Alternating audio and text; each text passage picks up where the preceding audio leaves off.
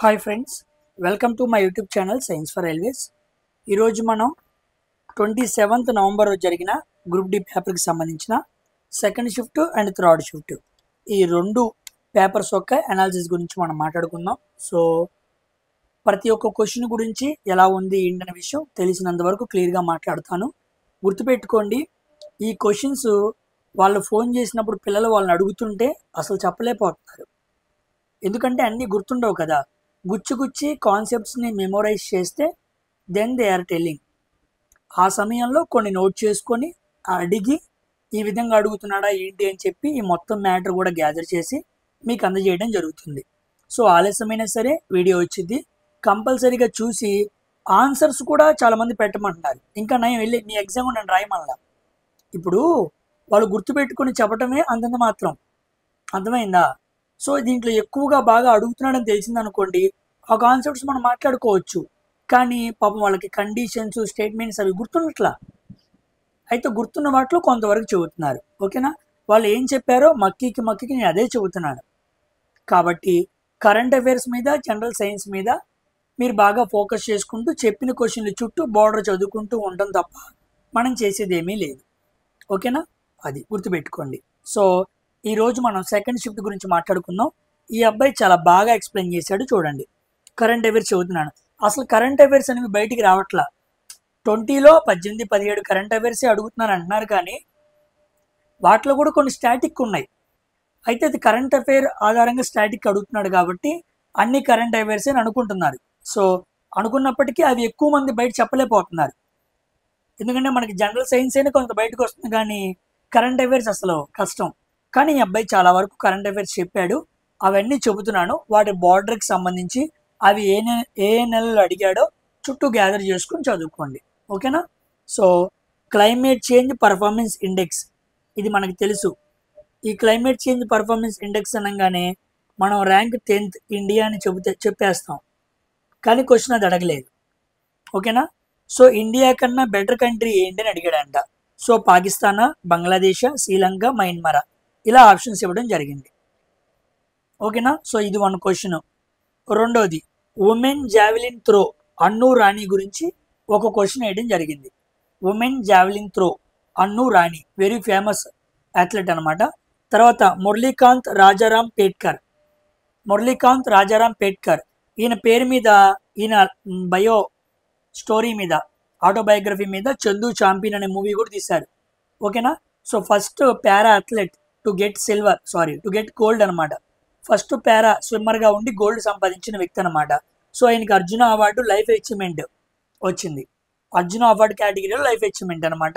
ఇది కాకుండా total Arjuna awards ఎన్ని వచ్చినాయని అడిగారు. ఓకేనా? మనం ఖేల్ రత్న పురస్కారం మాత్రం 4 చదువుకుంటూ ఉంటాం, కానీ అర్జున అవార్డ్స్ కూడా అడిగాడు. సో అర్జున అవార్డ్స్ టోటల్ ఎన్ని అంటే 32. అర్జున అవార్డులో lifetime achieve category Murlikant Rajaram Petkar ఆయనకు వచ్చింది. అటు ఇటుగా స్పోర్ట్స్లో ఒక 4 కరెంట్ అఫైర్స్ దాకా వచ్చినాయి అని చెప్పడం జరిగింది. తర్వాత వరల్డ్ కబడ్డీ విన్నర్, ఇది మెన్సా రీసెంట్గా గెలిచిన ఉమెన్స్ అనే విషయం అయితే చెప్పలేదు. మోస్ట్లీ రీసెంట్ది అయితే కాదు, అది పాతదే అడిగాడంట. Next banking related current affair ఒకటి అడిగాడు. ఇంటర్నేషనల్ బిగ్ క్యాట్ అలయన్స్ అనమాట. International big cat alliance IBCA alliance సంబంధించి ఇండియా ఫస్ట్ హోస్ట్ చేసింది ఏ నెల ఏందని అడగడం జరిగింది. ఇది జూన్ అనమాట. So June 2025. సో తెలిసిన వాటికి ఆన్సర్ చెప్పిన వాటికి కొన్ని నేను చెబుతున్నాను, కొన్ని రాని వాటిని మీరే చెక్ చేసుకోవాలి. ఓకేనా? మీరే ఎక్కడ అడుగుతున్నాడు ఏంటని గ్యాదర్ చేసుకోవాలి. సో ఇదనమాట కరెంట్ అఫైర్స్ అయితే సెకండ్ షిఫ్ట్లో. తర్వాత సైన్స్ కాస్త సెకండ్ షిఫ్ట్లో ఇబ్బందిగానే వచ్చింది అని చెప్పాడు. లెన్సెస్ మీద ఒక 4 క్వశ్చన్స్ వరకు అడిగాడంట. లెన్సెస్ మీద 4 క్వశ్చన్స్ వరకు వచ్చినాయి. అవి కూడా కన్వర్జింగ్ మిర్రర్ అని చెప్పి కండిషన్స్ అనమాట. Always positive, inverts, always negative, అలాగనమాట. నెక్స్ట్ ఎస్ ఇచ్చి, జీ వాల్యూ ఇచ్చి, యూ వాల్యూ ఇచ్చి, వి వాల్యూ ఇచ్చి టైమింగ్ అనుకోమన్నాడు. S = UT + ½ AD² దాని మీద. ఫోర్స్ మీద కూడా కొన్ని కండిషన్స్ ఇచ్చి రైట్ వన్ ఏంటి, రాంగ్ వన్ ఏంటి అని అడిగాడంట. నెక్స్ట్ H2SO4 నుంచి డిహైడ్రేషన్ చేస్తే ఏం రిలీజ్ అవుతుంది. సో డిహైడ్రేషన్ ఆఫ్ H2SO4 జరిగితే ఏం రిలీజ్ అవుతుందని అడిగాడు. ఓకేనా? నెక్స్ట్ Na2CO3 NaHCO3 ఈ రెండింటితో HCl గ్యాస్ రిలీజ్ చేస్తే HCl యాసిడ్స్ని కలిపితే ఈ రెండు కాంపౌండ్స్కి HCl యాసిడ్స్ని కలిపితే కామన్గా రిలీజ్ అయ్యే గ్యాస్ ఏంటి అని ఇలా సంథింగ్ అడిగాడంట. నేను చెక్ చేస్తాను. ఇవన్నీ చేసినప్పుడు నాకు పర్ఫెక్ట్గా క్వశ్చన్స్ ఫామ్ అయితే నేను దాని మీద కూడా వీడియో చేస్తాను. ప్రస్తుతానికైతే ఇలా అడిగాడని చెప్పాలి కదా, అది మీకు తెలియజేస్తున్నాను. ఓకేనా. ఆప్షన్స్ ఏమో CO2, H2, O2, NaCl ఇలా అడిగాడు. నెక్స్ట్ మ్యాగ్నెటిజం మీద క్వశ్చన్స్ రాలేదు, ఎలక్ట్రిసిటీ మీద క్వశ్చన్స్ రాలేదు, టిష్యూస్ మీద హార్డ్ లెవెల్లో క్వశ్చన్స్ అడిగాడంట. లో పీల్స్, టెండిల్స్, ఫైబర్స్ అనే హై లెవెల్లో క్వశ్చన్ అయితే ఫ్రేమ్ చేశాను అని చెప్పడం జరిగింది. ఆర్గానిక్ కెమిస్ట్రీ మీద కండిషన్స్ బేస్డ్ క్వశ్చన్ అడిగాడంట.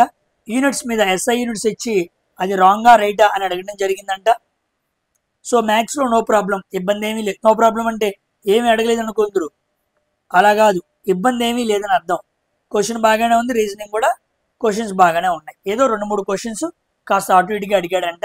సో అవి కూడా కాస్త టైం ఉంటే, సమయం చాలా పీస్ఫుల్గా ఉంటే ఆన్సర్ చేయొచ్చన్నా అని చెప్పడం జరిగింది. సో ఇదనమాట 27th నవంబర్ రోజు జరిగిన షిఫ్ట్ 2 ఇది. ఓకేనా. సో నెక్స్ట్ 27th నవంబర్ రోజు జరిగిన షిఫ్ట్ 3 అనమాట. షిఫ్ట్ 3, ఈ షిఫ్ట్ 3లో ఇంటర్నేషనల్ కరెంట్ అఫైర్స్ ఒక 6 వరకు అడిగారన్న అని చెప్పారు. ఇంటర్నేషనల్ కరెంట్ అఫైర్స్, కేలో ఇండియాకి సంబంధించిన ఒక యాప్ ఏదో రిలీజ్ చేశారన్నారు. వరల్డ్ థీమ్ ఆఫ్ ఇయర్, ఒక పర్టికులర్ ఇయర్ ఇచ్చి వరల్డ్ థీమ్ ఆఫ్ ఇయర్ అని అడిగారు. నర్సెస్ డే అడిగారు, May 12th అని చెప్పారు. నెక్స్ట్ హాక్ ఐ 360 అనే సాఫ్ట్వేర్ సంథింగ్ ఏదో అన్నాడు. ఓకేనా. ఇవే నాకు గుర్తున్నాయా అని చెప్పి ఒక 6 కరెంట్ అఫైర్స్ అడిగాడు. దాంట్లో ఇంటర్నేషనల్ కరెంట్ అఫైర్స్ ఎక్కువగా 6 క్వశ్చన్స్ వరకు అడిగారన్న అని చెప్పడం జరిగింది. ఇది 27th నవంబర్ రోజు జరిగిన షిఫ్ట్ 3లో ఉన్న కరెంట్ అఫైర్స్ క్వశ్చన్స్. ఇక షిఫ్ట్ 3లో అడిగిన సైన్స్ క్వశ్చన్స్ చూద్దాం.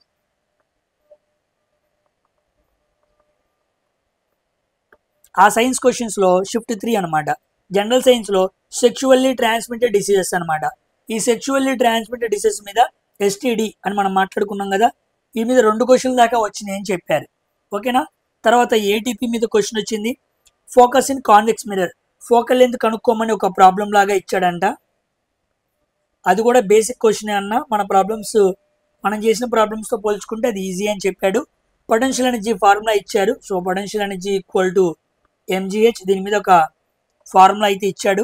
Work done by using potential difference and charge, W equal to V/Q, దీని మీద అడగడం జరిగిందని చెప్పాడు. ఎనర్జీ మీద క్వశ్చన్ వచ్చింది. గ్యాసెస్లో డిఫ్యూజన్ మీద ఒక క్వశ్చన్ వచ్చిందని చెప్పారు. అది ఆప్షన్స్ గుర్తుపెట్టుకోలేకపోయానన్నా అని చెప్పాడు. తర్వాత carbon dioxide through lime water గుండా కార్బన్ డైఆక్సైడ్ పంపించినప్పుడు కెమికల్ రియాక్షన్ ఎలా ఉండిద్ది,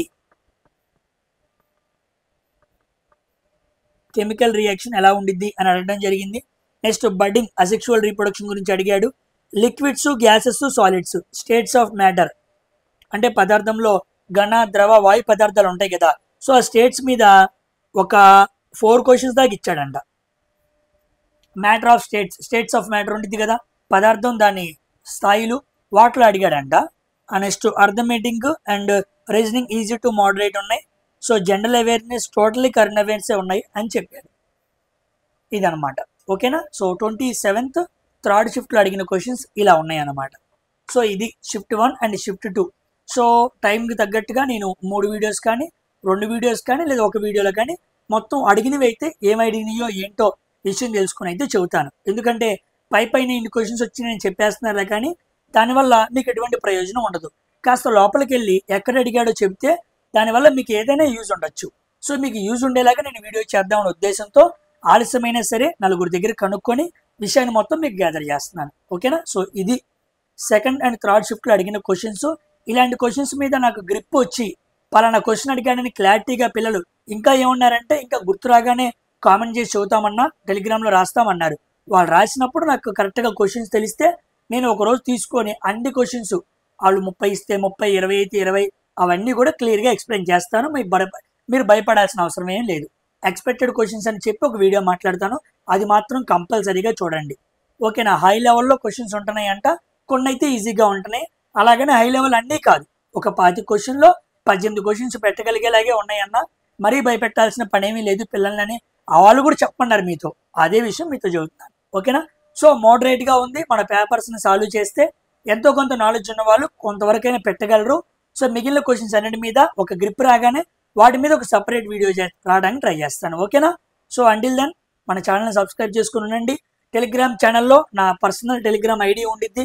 మీరు ఎగ్జామ్స్ రాస్తే కంపల్సరీగా ఎగ్జామ్ రాసిన తర్వాత జర్నీలో ఉంటే టైప్ చేసి పెట్టండి, లేదా అయిన తర్వాత నాకు టెలిగ్రామ్లో కాల్ చేస్తే నేను కంపల్సరీగా లిఫ్ట్ చేస్తాను. ఇదన్నమాట విషయం. ఓకేనా? సో నెక్స్ట్ వీడియోలో కలుద్దాం. Until then thank you very much for watching science for railways. Bye.